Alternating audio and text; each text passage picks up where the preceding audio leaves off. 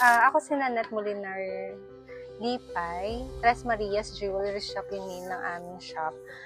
Ito nag-start to 20 years, actually sa mother-in-law ko to 20 years na to, tapos ako na nagdiretso lang sa to ng mga, siguro 10 years na ako dito.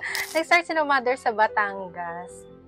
Tapos nung nag-ano sila dito sa Lipa, nagrarasyon na sila dito. Nung nalaman nila na okay na din naman ang Lipa, dito na sila nagtayo sa Lipa ng Alhasan.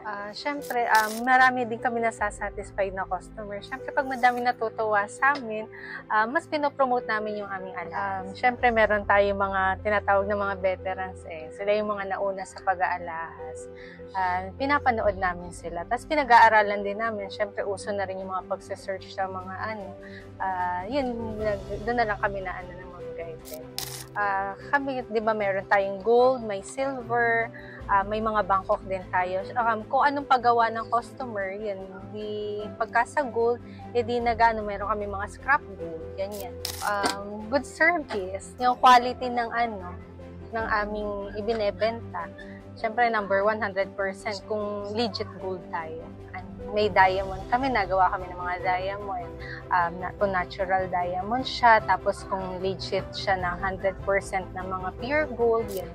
Yung quality ng alahas, syempre gusto natin yung ang bumibili sa atin, mas satisfied sila. Yun, para worth it naman yung binili na make sure natin na pagdating ng araw or nataas yung value.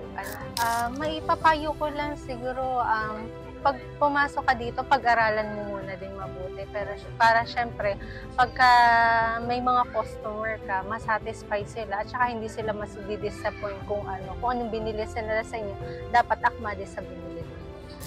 Hello po, Tres Marias Jewelry Shop po. Visit lang po kayo dito sa amin sa shop. 8:30 to 4 p.m. po kami. Stall number 33, Tres Marias Jewelry Shop po. Gumagawa po kami ng wedding ring, engagement ring, tapos may mga binebenta po kami mga Saudi gold, silver, and mga Bangkok po. Thank you po.